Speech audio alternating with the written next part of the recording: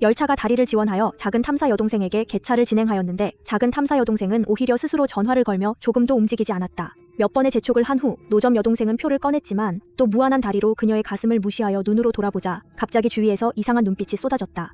사실 이런 기발한 승객 조는 이미 너무 많은 일을 겪었다. 이날 조는 하루의 바쁜 일을 끝내고 퇴근을 준비했다. 그녀는 저장장에서 답장을 찾았다. 원래 그녀의 주간직을 신청한 요청이 반환되었다. 조는 약간 우울했다. 고개를 돌려 경쟁자가 주간주간이 된 것을 보았다. 취임하자마자 손을 이용하기 시작했다.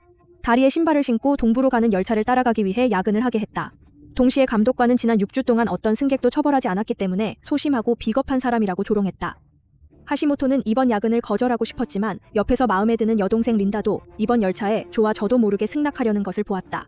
이번 열차는 경전철 열차로 상간 지역을 지나 동백락에 도달하는데 전체 여정은 2시간이 걸린다. 열차가 시동된 후 다리에서 개찰 작업을 시작했다. 도중에 많은 승객들이 그를 냉랭하게 비꼬고 또 작은 태동생이 조라는 헛소문을 퍼뜨렸다. 그의 가슴을 쳐다보고 있었지만 다리는 이미 이것에 익숙해져 화나지 않았고 그가 열차에서 여신 린다를 보고 있었을 때 단지 원망은 사라졌다. 그러나 린다는 다리에 대해 다른 생각이 없는 것 같아서 퇴근 후 한 잔 마시겠다는 다리의 제안을 거절했다. 사업과 감정 모두 좌절을 겪었다. 조는 갑자기 약간 의기소침해 일을 마치고 휴게소에 앉아 깊이 잠들었다. 이때 창밖에는 이미 큰 비가 내리고 열차는 외롭게 철도를 달리고 있었다. 바닥이 보이지 않는 10개의 깊은 나락이 얼마나 지났는지 모르겠지만 조는 한바탕 격렬한 흔들림에 잠에서 깨어났고 열차가 꽉 찼다.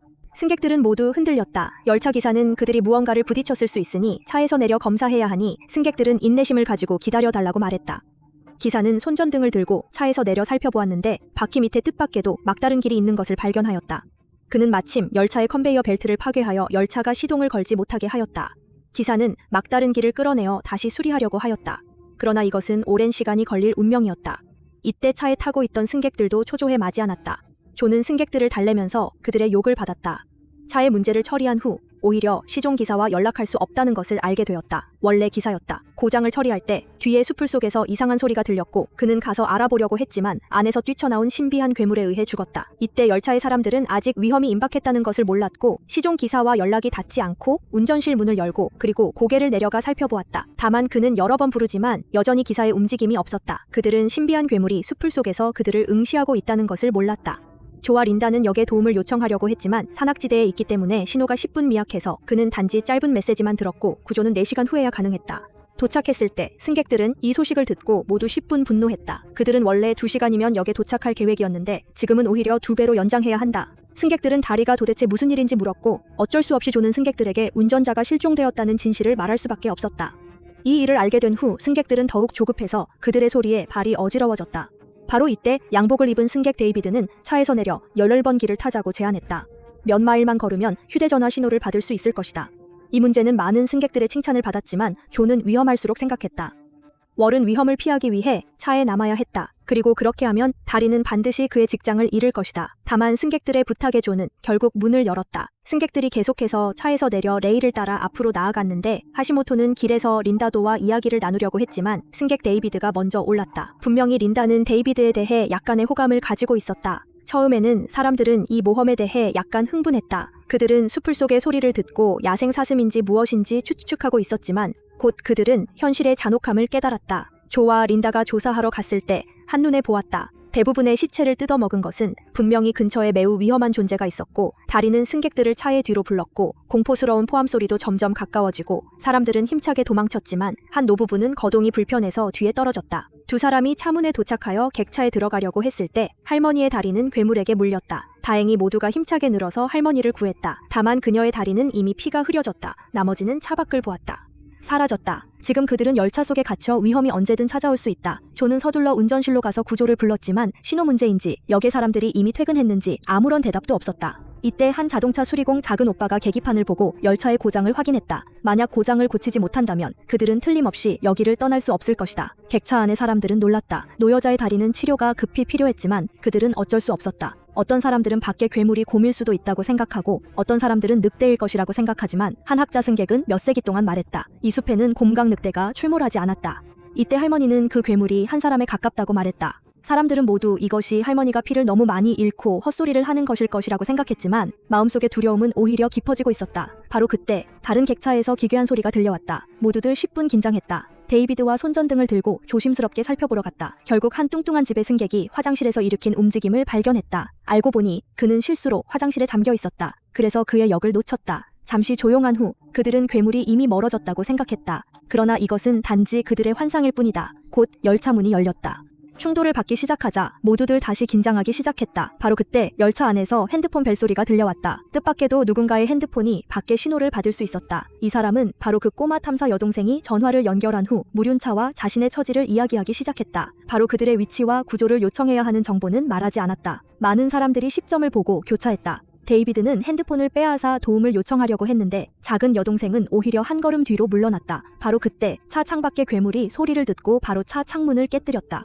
노점상의 여동생을 끌어내고 사람들은 원래 구하려고 했지만 모든 것이 이미 늦었다. 곧 작은 여동생의 선혈이 차창에 쏟아졌다. 지금 이 객차는 이미 공격되었다. 모두들 다른 객차로 도망갈 수밖에 없다. 다만 괴물이 쉽게 창문을 깨뜨릴 수 있다. 여기도 결코 안전하지 않다. 노인은 모두가 말다툼을 듣고 즉시 소리를 내어 그녀가 모두가 말다툼을 멈춰야 한다. 가만히 앉아서 죽기를 기다려서는 안 된다. 즉시 행동해야 한다. 그렇지 않으면 모두가 괴물에게 사냥당할 것이다. 그래서 존은 모두를 이끌고 열차 금고로 갔다. 이 안에는 많은 도구가 있다.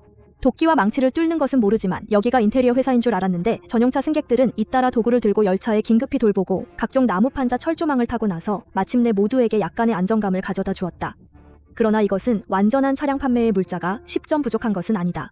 모두들 이미 굶주리고 식수가 심각하게 부족하다. 게다가 괴물이 다시 습격하면 이런 방어만으로는 괴물의 발걸음을 막을 수 없는 것 같다.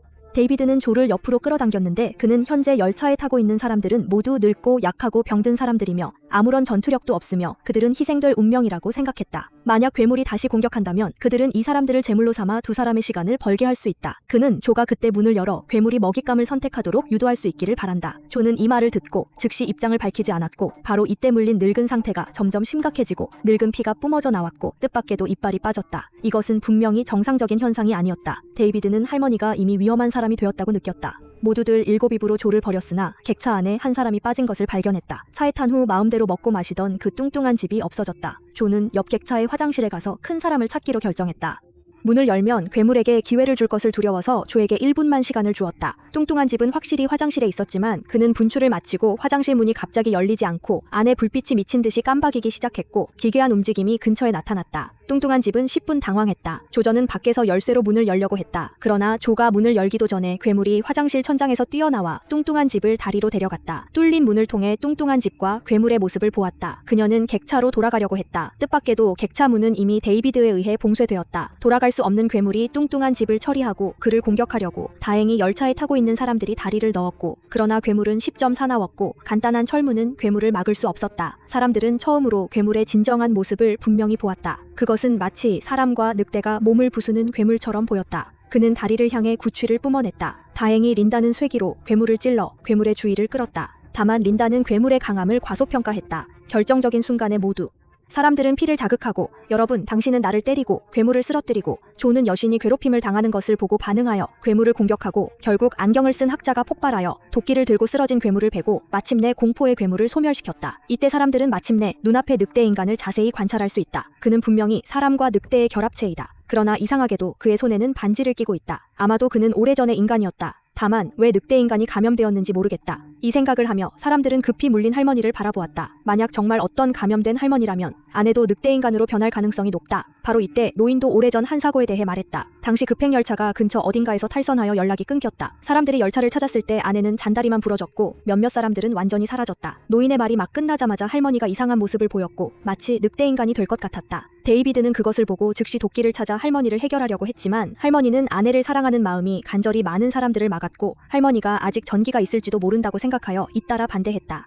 다만 데이비드는 몸과 힘을 기대했다. 직접 할머니의 목을 조르고 보고 오줌을 싸지 않고 한 방망이로 데이비드를 기절시킨 후 모두들 힘을 합쳐 데이비드와 할머니를 모두 묶어 괜찮은 것을 막았다. 모든 것이 끝난 후 자동차 수리공은 차에서 내려 열차를 수리하기로 결정했고 학자는 도끼를 들고 경계를 책임졌다. 결국 근처에 다른 늑대 인간이 있는지 아무도 모른다. 그러나 차에서 내리기 전에 자동차 수리공은 특별히 존과 린다를 운전실로 데려가 기본적인 운전 기술을 그들에게 알려주었다. 경고등이 켜지면 열차가 수리되어 시동할 수 있다는 것을 의미한다. 곧 자동차 수리공과 학자들이 고장 지점을 찾아냈다. 세심한 수리공이 고장을 완전히 수리하기 위해 학자는 옆에 손전등을 들고 경계하고 갑자기 그는 멀리서 여자의 도움을 요청하는 소리를 들었고 그는 작은 태동생이 아직 살아있다고 생각했고 그래서 나무를 향해 깊은 곳으로 걸어갔다. 뜻밖에도 소리의 근원은 큰 나무 위에 있었다. 위에 몇 마리의 늑대인간이 작은 태동생의 몸을 뜯어먹고 있었다. 학자는 놀라서 도망갔다. 그러나 그녀는 늑대인간의 상대가 아니었다. 더구나 근처에 너무 많은 늑대인간이 있었다. 그가 두려워하는 것이 분명할수록 10점입니다. 그리고 바로 이때 자동차 수리공이 고장을 고쳤고 그는 객차로 돌아가려고 했는데 그러나 많은 늑대인간들이 이미 열차 근처에 도착했고 그는 열차 밑에 숨어 꼼짝도 하지 않았고 조아 린다는 기다리고 있을 때 열차 앞에 나타난 늑대인간에 깜짝 놀라 열차를 시동시켰다. 수리공은 열차 셰시를 잡고 따라가려고 했다. 이때 객차 내부에 놀라운 변화가 일어났다. 할머니는 이미 완전히 늑대가 되었다. 그는 쉽게 속박에서 벗어나 객차 안의 사람들을 학살할 준비를 했다. 여자 승객은 견문이 좋지 않다. 데이비드의 속박을 풀고 모두가 함께 할머니에게 제복을 가르쳐주기를 희망했는데 뜻밖에도 입구에 또 늑대인간이 나타나 여성 승객을 꼭 끌어안고 데이비드가 본능적으로 손을 뻗어 당겼지만 장단점을 판단한 후 뜻밖에도 손을 놓고 어시스트를 보내 여성 승객을 열차에서 쫓아냈다. 곧 여자 승객은 늑대인간의 입밑에서 밥을 받았다. 곧이어 데이비드는 할머니를 죽이려고 했다. 그러나 할머니는 아무도 아내를 해치는 것을 전혀 허락하지 않았다. 비록 지금의 할머니가 이미 이성을 잃었더라도 그녀는 아내를 깨우려고 했지만 결국 할머니의 음식이 되었다. 지금 형태는 이미 10점이고 위급하고 철저한 자동차 수리공. 오랫동안 잡아서 이미 해결되었기 때문에 부주의로 또 수리한 파이프라인을 부딪혀 열차가 다시 운행을 중단하게 되었다. 조아 린다는 매우 절망적이어서 그들은 열차에서 탈출하기로 결정하고 하차하기 직전에 마침 할머니가 데이비드에게 손을 대려는 것을 보았고 그래서 조는 직접 할머니를 찔러 데이비드의 목숨을 구했다. 현재 객차는 늑대인간으로 가득 차 있고 인간 진영에는 조린다와 데이비드만 남았다. 데이비드는 당장 한 사람을 남겨 남은 두 사람이 하늘로 탈출할 수 있다고 생각했다. 그래서 그는 먼저 담장을 내려 방금 자신의 목숨을 걸었던 다리를 남기려고 했다. 다행이다. 그는 이 시련의 시련을 겪은 후 조가 그의 도움으로 인정했고 데이비드는 실패했지만 데이비드는 교활했다. 그는 열차 문이 열쇠를 뽑고 혼자 차에서 내렸다. 조와 린다를 남겨 몇 마리의 늑대인간을 마주했다. 조는 린다를 뒤로 보호했다. 그러나 그는 전혀 이렇게 많은 늑대인간의 상대가 아니다. 두 사람이 반드시 죽을 것이라고 생각했을 때 철저한 수리공은 언제 객차로 돌아와 간이 화염병과 횃불을 만들어 늑대인간을 놀라게 했다. 그러나 안타깝게도 자동차 수리공의 용감함은 단지 순간일 뿐이다. 다리와 린다가 열차에서 뛰어내린 후 자동차 수리공은 제때에 가지 못했다.